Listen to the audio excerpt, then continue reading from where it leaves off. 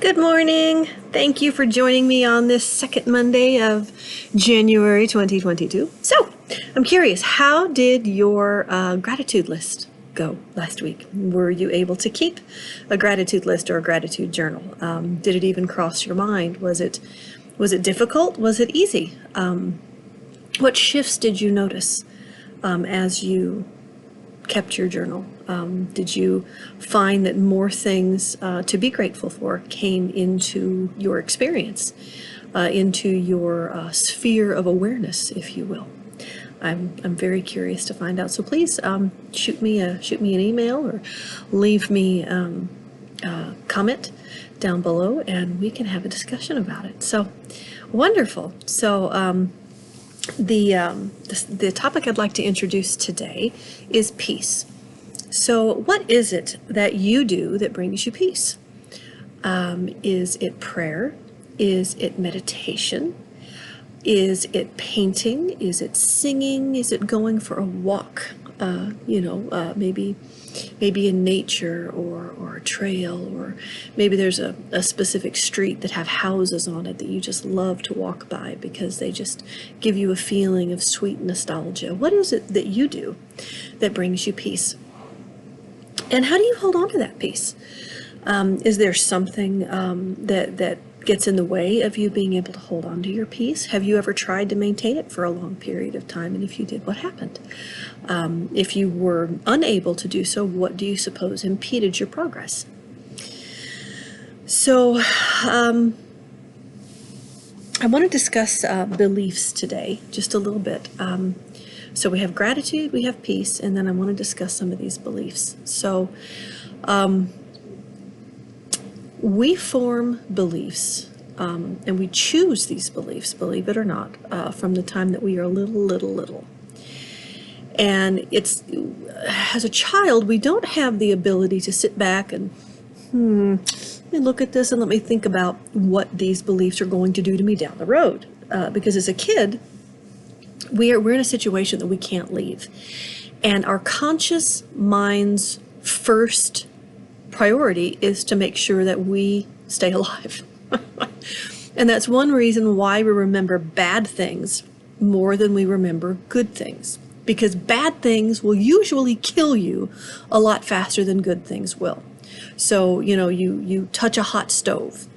Okay, and immediately, your little mind says, don't ever touch that again because that's really, really hot. Well, if you maintain that belief, when you get older and it comes time for you to learn how to cook, that could be a real trauma for you to have to overcome. If you stick your hand in the fire as a child and that fire burns you, remember that fire is hot, and that may affect you. If you're going camping or something like that, you may just not be comfortable around that.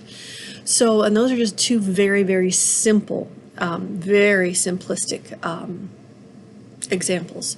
So if we grew up in a dysfunctional household, if there was domestic violence, if there was a lot of yelling, if you were being beaten, if you were abused, if you had these performance expectations placed upon you, if you were in a situation that was scary. So as a kid, you can't get away from any of that.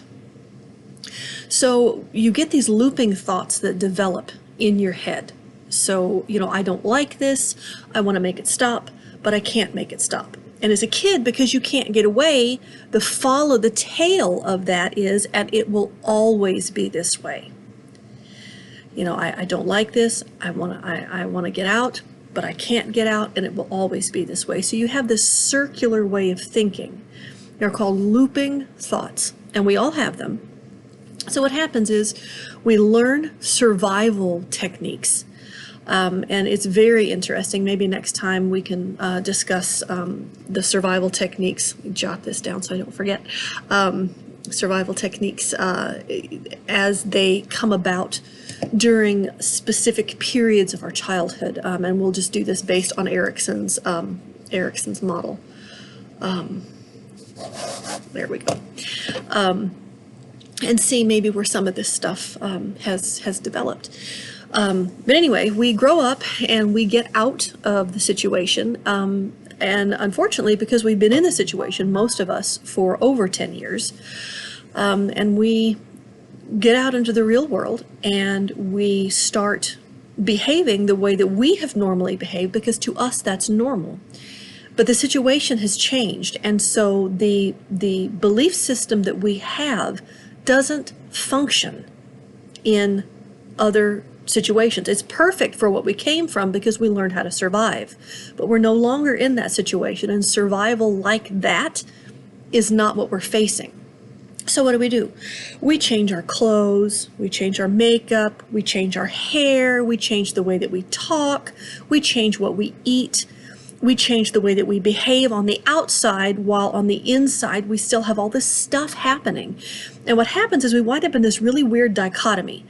And it feels like we're being untrue to ourselves. It can drive us to very bad behaviors. It can drive us to alcohol abuse. It can drive us to drug use. And in extreme circumstances, it can even drive us to suicide, to very, to cutting, to very, very self-destructive behaviors. Now, mind you, this is in the absence of any organic type of mental illness. I'm not talking about schizophrenia. I'm not talking about multiple personality disorder. I'm not talking about those types of things. I'm talking about people who are otherwise mentally sound, and they're just dealing with a belief system. So bear that in mind. That's very, very important.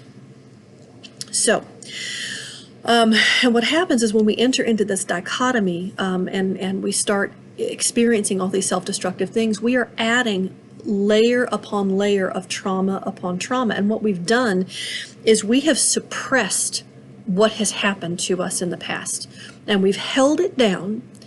And we think that when we stop feeling a certain way about a certain thing, that it's gone away. But it has not gone away. It has simply gone dormant. And so what happens is we get into another situation, and this situation, it triggers the same emotions we felt during the initial event. The first time that we ever felt that emotion of fear, of pain, of rejection, whatever it is. And then suddenly we feel re-victimized all the way back to the very first time it happened. So not only do we have this little seed, but now it's added a layer, and it just gets bigger and it gets bigger over time. So this is where RTT can come in, and it can really help. So rapid transformational therapy, and as you know, I am a certified practitioner. What it does is it takes the very best modalities and it blends them together with hypnotherapy. So you're talking about hypnotherapy, psychotherapy, neurolinguistic programming, CBT, and neuroscience. And of course, all this is based on the neuroplasticity of the brain. It's based on epigenetics, and I would encourage you guys to go look these things up, because I want you to dispel the myths. Knowledge is power, and what we do not understand, we fear. So I would encourage you to go, and I would encourage you to do some study on hypnotherapy. I would encourage you. Now, I'm not talking about street hypnosis. I'm not talking about, the little shows that they do, where they make somebody fall in love with a fire hydrant, nothing like that. I'm talking about real science-based hypnotherapy, because that is where I am with this. So, what this allows us to do, so let me back up a little bit. So if you were raised with the notion that meditation is evil, it is not. Meditation is not evil. Meditation is a very natural state that we go into and out of all of the time. So let's pretend like, let's just say that, imagine that you're getting in your car and you're going to go to work. You get in your car, you start, you go through all the stuff, you make sure you're buckled in. You get out of your driveway, you get on the highway, and at that particular point, you don't even realize that you've checked out. But the very next thing you know, you are pulling into your parking space at work. And it's like, wow, where have I been? I don't even remember driving here. You were in a state of meditation, possibly even a light hypnotic state. So that's exactly what it is, and we go in and out of it all the time. It's a normal state. Kids daydream all the time. That's a normal state of hypnosis or a normal state of meditation. When they're playing with something or playing at something, pretending to be something, in their minds, they are. That's a state of hypnosis. That's a state of meditation. So that being said, it is normal, it is natural. Please do some science-based study. I don't mean, go look up the woo-woo stuff and look up, all these crazy things. I want you to deal with specific, like peer-reviewed studies that are based in science so that you can see what I'm talking about, because that's where I'm at. So RTT, what it does is it allows us, we use that deep meditative state of hypnosis to be able to go back and not examine the trauma. We're not interested in the trauma. We're interested in the beliefs that trauma created. Because the beliefs is what is driving those behaviors. So if we can look at the beliefs and we can change those beliefs, the rest of the stuff will deal with itself. And oftentimes in just one session, oftentimes it just goes away. It is not a cure. I can't, sit here and say that it's a cure. I can't do that. I'm not allowed to do that. It is an alternative therapy, and it is not a replacement for medical advice.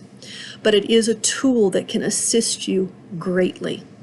So if you are interested at all in drilling down and looking at the beliefs that are driving your behavior, shoot me an email. I have a new email address. I'm so proud. It's discoveryou@estelacottercoaching.com. I would love to set up a discovery call with you to see if RTT is a tool that might be able to benefit you. Marissa Peer is the creator of RTT. You can find her on YouTube and learn more about RTT, what she does, the spirit behind it, and perhaps it will give you an inkling as to why I love it so much. So anyway, peace. Think about what brings you peace, what gives you peace, how you get it, how you hold it, and please keep on keeping on with those gratitude journals, and I will talk to you guys next week.